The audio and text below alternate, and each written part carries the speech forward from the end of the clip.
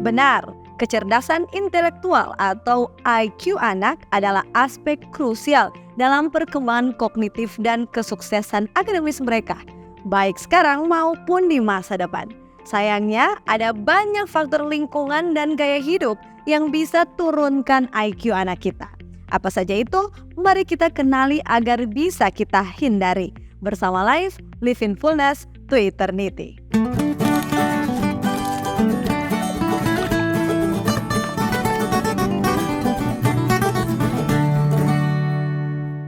Sahabat Live, sebagai orang tua bijak, penting kita pahami tentang apa saja sih kebiasaan-kebiasaan yang bisa merusak IQ anak kita dan bagaimana mekanisme biologis yang mendasarinya. Tujuannya ya agar kita bisa pastikan apakah kita bisa kendalikan atau hindari hal-hal merusak IQ anak ini. Agar tentunya anak kita tetap bisa peroleh perkembangan IQ yang optimal. Berikut 9 kebiasaan tidak sehat yang secara ilmiah terbukti bisa turunkan IQ anak kita. Yang pertama adalah kurang tidur. Tahukah sahabat Live, tidur yang terkadang sering kita sepelekan ternyata mainkan peran vital dalam konsolidasi memori dan plastisitas sinaptik, yang mana ini sangat penting untuk pembelajaran dan perkembangan kognitif kita. Nah, sebuah studi longitudinal oleh Bernier dan kawan-kawan di tahun 2013 dapati bahwa kualitas tidur pada masa bayi berkorelasi positif dengan fungsi eksekutif pada usia prasekolah anak kita. Nah, penelitian lain oleh Gruber dan kawan-kawan di tahun 2014 temukan bahwa efisiensi tidur bukan durasinya ya sahabat Live. Efisiensi tidur pada anak usia sekolah berhubungan dengan nilai yang lebih baik dalam matematika dan bahasa. Lebih lanjut, sebuah meta-analisis oleh Astil dan kawan-kawan di tahun 2012 mengungkapkan hubungan yang signifikan antara durasi tidur dengan kinerja kognitif dan perilaku pada anak-anak di usia 5 hingga 12 tahun. Singkatnya, jika kita kurang tidur, khususnya jika anak-anak kita kurang tidur, ini dapat ganggu proses neuroplastisitas dan pemangkasan sinaptik mereka. Padahal proses-proses ini penting untuk perkembangan otak dan IQ anak kita. Kebiasaan tidak sehat turunkan IQ anak yang kedua adalah paparan berlebihan terhadap layar digital. Bukan hanya bisa merusak mata anak kita. Sahabat Live, tak bisa disangkal, era digital telah bawa tantangan baru dalam menjaga perkembangan anak kita. Nah, Medigan dan kawan-kawan di tahun 2019 melakukan studi kohort terhadap 2.441 anak. Dan mereka temukan bahwa penggunaan layar yang lebih tinggi pada anak usia 2 hingga 3 tahun terbukti akibatkan kinerja yang lebih buruk pada tes penyaringan perkembangan mereka di usia 3 dan 5 tahun. Diduga alasan yang mendasari ini adalah karena saat anak menonton layar digital yang terlalu lama, ini bisa otomatis kurangi interaksi antara orang tua dan anak kepada orang tua, bisa juga kurangi aktivitas fisik anak, dan nantinya juga bisa ganggu pola tidur anak kita. Selain itu, sebuah studi lainnya di tahun 2020 tunjukkan bahwa penggunaan media digital yang berlebih bisa ganggu perkembangan white matter otak anak kita. Yang mana ini penting untuk keterampilan bahasa, literasi, dan kognitif mereka. Dengan kata lain, penelitian-penelitian ini sudah coba tekankan ke kita sebagai orang tua bijak bahwa penting untuk kita batasi waktu layar anak kita. Bukan hanya itu, kita juga harus coba promosikan aktivitas yang lebih interaktif dan stimulatif. Karena kegiatan-kegiatan seperti inilah yang ternyata bisa bantu perkembangan kognitif dari anak kita. Kebiasaan tidak sehat turunkan IQ anak yang ketiga adalah pola makan tidak sehat. Tak lazim lagi, nutrisi memainkan peran mendasar dalam perkembangan otak dan fungsi kognitif. Nyaradi dan kawan-kawan di tahun 2013 dalam tinjauan komprehensif mereka mereka sebut kekurangan mikronutrien tertentu seperti zat besi, yodium, vitamin B12, dan asam folat bisa berdampak negatif pada perkembangan kognitif anak. Sebaliknya, diet yang kaya akan asam lemak omega 3, antioksidan, dan nutrisi penting lainnya lah yang bisa dukung perkembangan otak yang optimal. Sebuah penelitian lainnya juga temukan bahwa konsumsi makanan cepat saji yang lebih tinggi dikaitkan dengan skor yang lebih rendah pada tes akademik di antara anak-anak dan remaja. Nah, sahabat Life, dari penelitian ini, peneliti berhipotesis bahwa hal ini mungkin disebabkan karena pada makanan cepat saji, nutrisi pentingnya kurang dan justru kandungan lemak jenuhnya dan gula tambahannya yang tinggi. Inilah yang bisa jadi faktor-faktor kurangi fungsi kognitif dan plastisitas sinaptik kita. Kebiasaan tidak sehat turunkan IQ anak yang keempat adalah kurangnya aktivitas fisik. Sahabat Life, ternyata aktivitas fisik tidak hanya penting untuk kesehatan fisik kita saja, tetapi juga baik untuk perkembangan kognitif. Sebuah meta-analisis oleh Alvaros Bueno dan kawan-kawan di tahun 2017 temukan bahwa intervensi aktivitas fisik memiliki efek positif pada kognisi, metakognisi, dan prestasi akademik anak-anak. Nah, lantas, mengapa gerak bisa bantu IQ anak? Sahabat Life, jawabannya ternyata dengan anak bergerak aktif, ini bisa bantu tingkatkan aliran darah mereka ke otak, yang jadinya bisa juga tingkatkan produksi faktor neurotropik yang berasal dari otak dan stimulasi neurogenesis pada anak.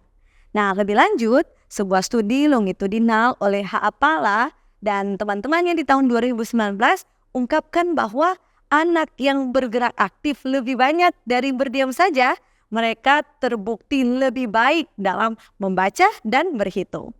Jadi intinya, mari sahabat Life kita tekankan pentingnya mempromosikan gaya hidup aktif sejak usia dini agar bisa dukung perkembangan kognitif optimal anak kita. Kebiasaan tidak sehat turunkan IQ anak yang kelima adalah paparan terhadap polusi udara. Benar, dampak negatif polusi udara terhadap kesehatan paru-paru telah banyak didokumentasikan. Tapi ingat, bukan hanya berdampak pada paru-paru kita, polusi udara pun ternyata terbukti bisa pengaruhi perkembangan otak anak kita. Telah dibuktikan oleh Sunyer dan kawan-kawan di tahun 2015 bahwa katanya paparan terhadap polusi udara yang tinggi di sekolah dikaitkan dengan perkembangan kognitif yang lebih lambat pada anak-anak usia 7 hingga 10 tahun. Ada penelitian di Jepang tahun 2017 juga dapati bahwa katanya paparan prenatal terhadap polusi udara karena faktor lalu lintas dikaitkan dengan keterlambatan perkembangan perilaku pada anak-anak di Jepang. Nah, penjelasan medisnya ternyata polusi udara yang kita hirup bisa tingkatkan resiko peradangan sistemik, stres oksidatif, dan disfungsi endotel yang nantinya bisa ganggu perkembangan otak normal anak kita. Untuk itu, sahabat Life, mari kita secara konsisten upayakan untuk tetap jaga kualitas udara, terhindar dari polusi udara yang merugikan kesehatan kita dan anak kita. Kebiasaan tidak sehat turunkan IQ anak yang keenam adalah stres kronis. Sahabat Life, pada anak juga stres kronis bisa berdampak negatif. Stres kronis bisa beri efek merusak pada otak yang sedang berkembang. Hare dan teman-temannya di tahun 2015 lakukan studi pencitraan otak, di mana mereka temukan bahwa anak-anak yang hidup dalam kemiskinan memiliki volume materi abu-abu yang lebih kecil di beberapa area otak yang penting untuk pembelajaran mereka. Dengan anak-anak yang alami stres kronis, ternyata ini bisa tingkatkan kadar kortisol yang nantinya bisa ganggu neurogenesis dan pruning sinaptik normal mereka. Bahkan jika anak alami stres psikososial selama 3 tahun pertama dalam kehidupan mereka, ini terbukti ada kaitannya dengan fungsi eksekutif mereka yang lebih rendah pada usia 4 tahun.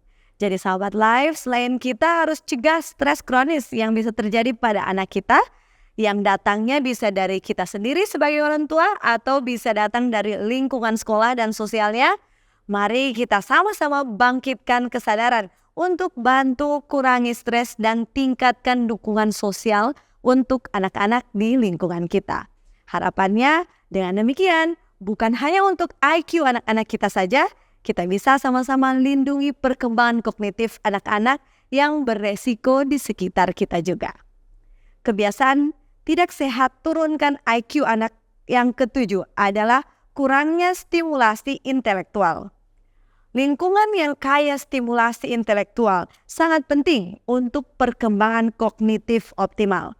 Satu studi longitudinal di tahun 2015 sebut anak-anak dari keluarga dengan status sosioekonomi yang lebih tinggi dan lingkungan yang lebih merangsang secara intelektual alami pertumbuhan IQ yang lebih cepat dari masa bayi hingga remaja mereka.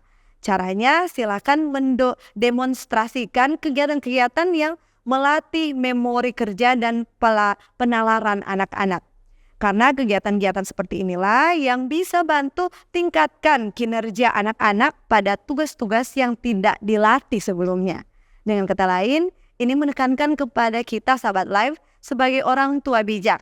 Mari kita sebisa mungkin kita sediakan pengalaman belajar yang beragam-ragam, tapi juga yang menantang untuk mendukung perkembangan kognitif anak kita.